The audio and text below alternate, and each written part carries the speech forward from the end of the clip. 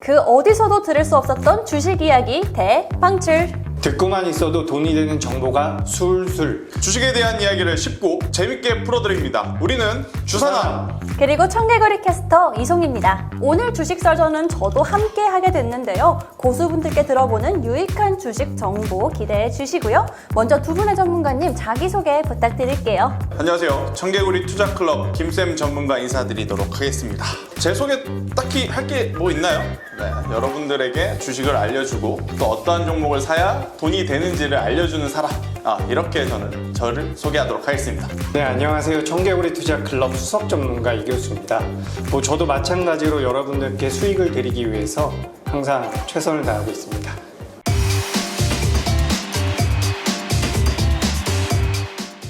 오늘 주식 설전에서 이야기 나눠볼 주제는요, 바로 하반기 시장 전망과 주목해야 할 유망 업종입니다. 작년 상반기에 폭락이 있었다고는 하지만 또 하반기에는 주린이들이 막 뛰어들어도 수익을 볼 수 있다 할 정도로 좋은 장이었고, 또 올 상반기도 벌써 지나갔는데, 그럼 상반기 주식 시장을 딱 한마디씩 정리해 주신다면 어떻게 될까요? 갈놈갈? 될놈대. 네, 상반기는 일단은 단순히 지나와서가 아니고요. 그때는 이거죠. 모멘텀만 있어도 살만하다. 왜? 주가가 낮으니까. 네, 그래서 이제 물반 고기 반이었던 시장이 아니었나. 이렇게 좀 말씀을 드릴게요. 물반 고기 반이었다면 좋았다고 말씀하시는 거죠? 좋았죠. 그런데 그 종목을 가지고 있는 사람만 좋습니다. 코로나19 때 지수 박살나도 올랐던 종목이 있었어요. 많은 투자자분들이 지금 좀 고충이 깊은 거는 뭐냐면, 시장은 좋은데 내가 가지고 있는 종목만 또 심한, 이러다 또 마이너스 20%, 30%.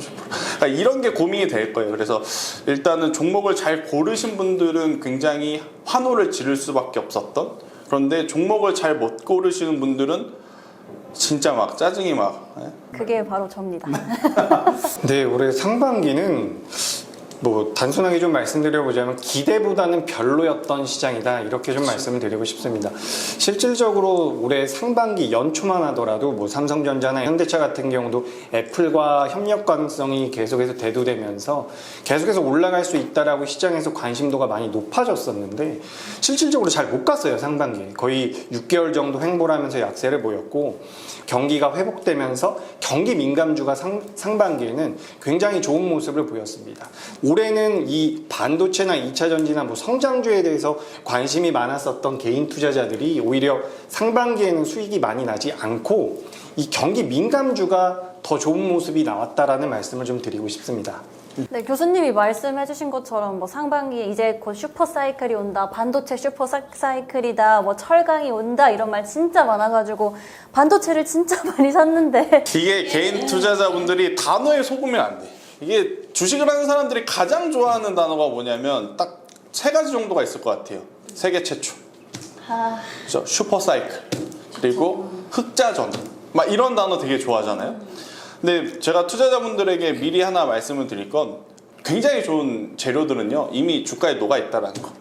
그거 듣는 순간 여러분만 아는 게 아니고 여러분을 포함해서 다 아는 거예요.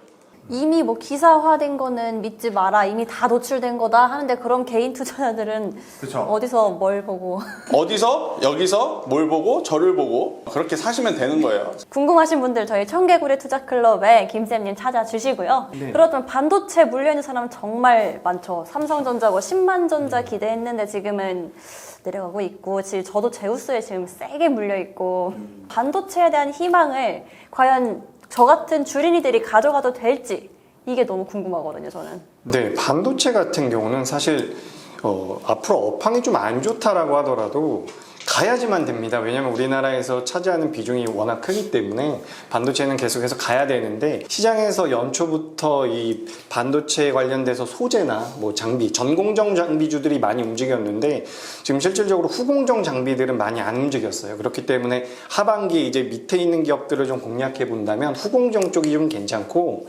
메모리보다는 비메모리 쪽에 대한 관심이 좀 필요하다라는 말씀을 드리고 싶습니다. 전 세계적으로 비메모리 쪽이 메모리보다는 규모가 큰데, 우리나라 삼성전자나 SK하이닉스가 메모리 쪽에 강세를 보이고 있고 비메모리에는 이제 투자를 하는 상황이기 때문에, 그렇죠. 비메모리 쪽에 대한 수익가 가능한 기업들을 좀 보시는 게 좋다라는 말씀 좀 드리고 싶어요. 주린이 분들이 가장 착각하시는 게 하나가 있다라면 삼성전자나 SK하이닉스가 작년 4분기 올해 1월 달에 움직임을 보고 삼성전자나 하이닉스도 원래 저렇게 움직이는구나 라고 생각하시는 분들이 많아요. 저도 주식을 굉장히 오래 했는데 10여 년이 넘게 했는데 저도 삼성전자나 하이닉스가 현대차, 기아, LG전자 그렇게 움직이는 거 처음 보거든요. 근데 그때부터 시작하시는 주린이 분들이 힘들 수밖에 없는 게 원래 쟤네들은 저렇게 움직이는 거구나. 근데 내가 왜 시작하려니까 안 움직여? 이래서 힘든 거거든요. 그죠? 네. 원래 그렇게 원래 그렇게 움직이질 않아요. 원래. 한 번 더 말씀드리지만 반도체도 그렇고 이렇게 경기 민감 같은 경우에는 정말 천천히 움직이는 섹터. 그러니까 장기적으로 생각하시는 분들에게는 굉장히 매력 포인트가 현재 많은, 전 그 이야기까지 한 번 더 드릴게요. 제가 개인적으로 궁금했던 게 작년 말에 눈여겨보고 있던 종목이 너무 올라서 결국엔 제가 생각한 것보다 2배는 뛴 종목이 있었거든요. HMM이라고. 계속 오르더라고요. 진짜.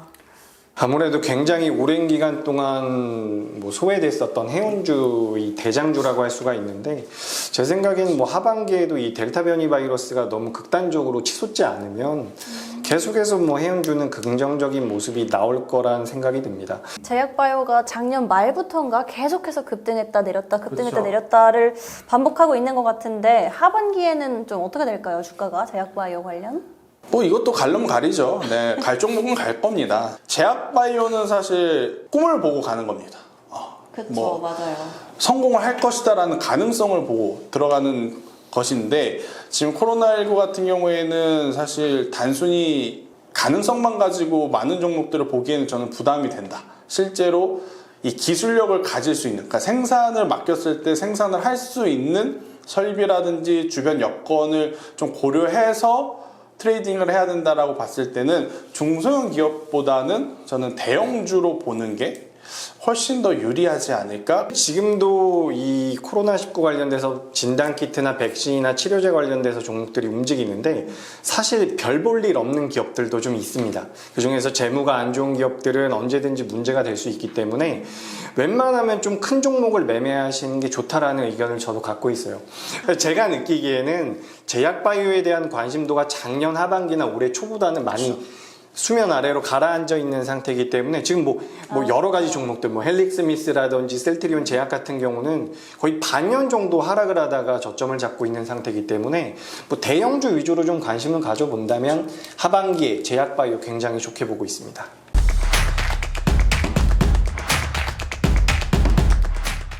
이제부터 상반기보다 더 나은 하반기를 위한 깨알 팁을 탈탈 털어보겠습니다. 2021년 남은 하반기 어떤 종목들이 우리 투자자분들의 계좌를 두둑하게 만들어줄 수 있을지 정말 궁금하실 텐데요. 하반기에 주가에 영향을 줄 수 있는 이슈들부터 알아보겠습니다. 어떤 게 있을까요?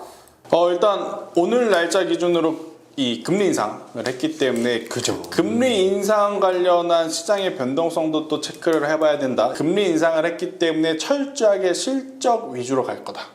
돈을 벌지 못하는 기업들은 이제부터는 조금 힘들 수 있다는 생각이 듭니다. 정말로 금리 인상 수혜주들 있죠. 은행주, 보험주 이걸 보자는 게 아니고 금리 인상 때문에라도 여러분들이 앞으로 투자를 하실 때 단순히 수급만 혹은 차트의 가격만 보는 게 아니고 재무제표상 실적이 좋아지는 기업들에 좀 더 집중을 해야 된다는 생각. 그리고 전 세계적으로 좀 이슈가 되고 있는 게 이 탈레반과 아프가니스탄의 정세, 이제 중동 지역 정세도 결국 이 시장에도 영향을 줄 것이다. 그리고 우리나라 기준으로 보면 내년에 굉장히 큰 대형 이벤트가 있어요. 그쵸. 대선이 있습니다.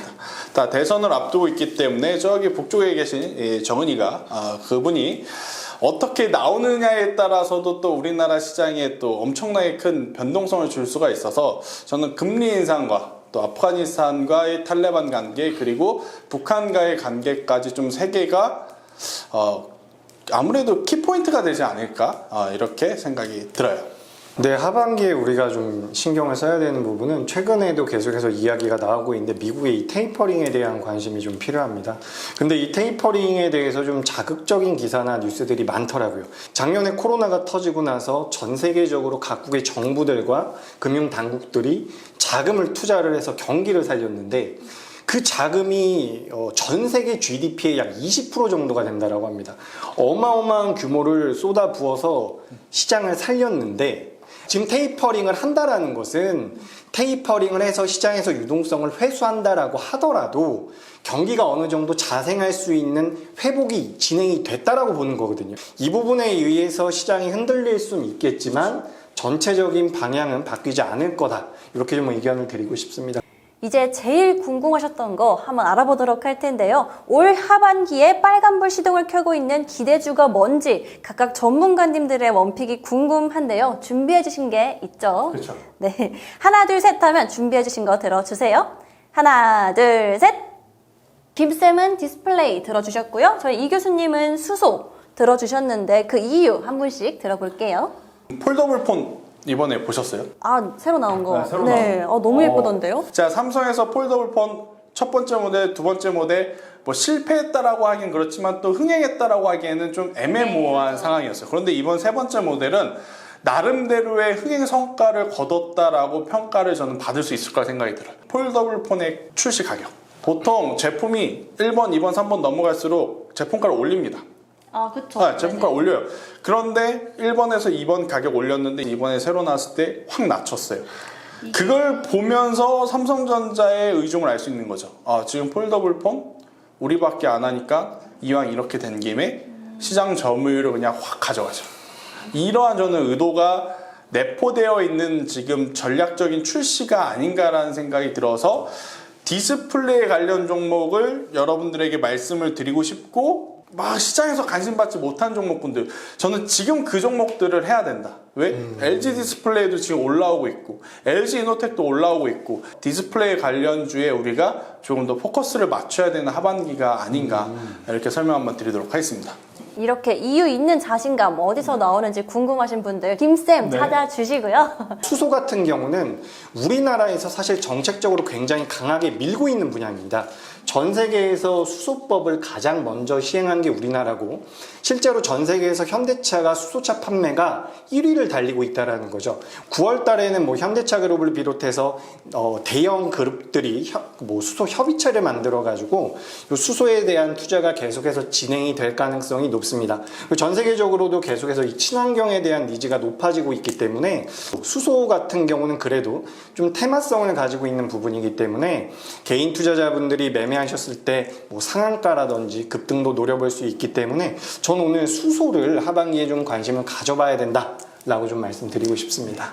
두 전문가님이 뽑아주신 하반기 기대주 참고하셔서 투자하시면 정말 좋을 것 같고요. 자세한 종목 알고 싶으신 분들은요. 저희 청개구리 투자클럽의 김쌤과 이 교수님 찾아주시면 되겠습니다. 그럼 저희 투자자분들이 하반기 전략은 어떻게 잡으면 좋을지 저희 김쌤님 어떻게 잡으면 좋을까요? 상대적으로 주가가 낮은 위치에 있는 종목에 주목을 하자.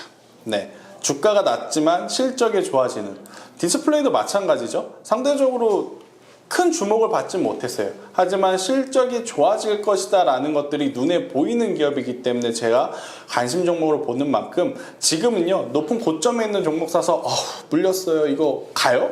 이거 가지고 있으면 매수가 오나요? 이런 고민을 하실 게 아니고 이제부터 올라오는 종목을 선침해를 해야 된다. 근데 그 종목은 저만이 알고 있다. 저도 알고 있습니다. 저와 이 교수님이 알고 있다. 그럼 저희 이 교수님도 한마디로 정리를 해주신다면 어떻게 될까요? 네, 뭐 이번 하반기는 이제 적극적인 투자를 하자.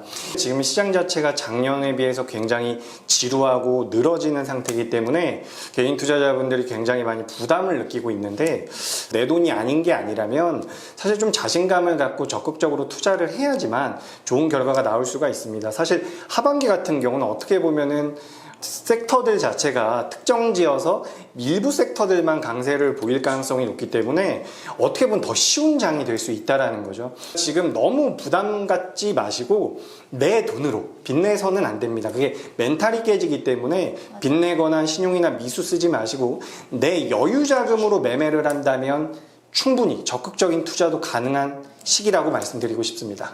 시청하고 계시는 투자자분들 두 전문가님 말씀 들으시고 멘탈 케어 잘 하셔서 꼭 빨간불 켜시면 좋을 것 같고요. 지금까지 저희 하반기의 주요 전망과 두 교수님의 멘탈 케어까지 알아봤습니다. 여러분, 청개구리 투자클럽과 함께 부자 되세요.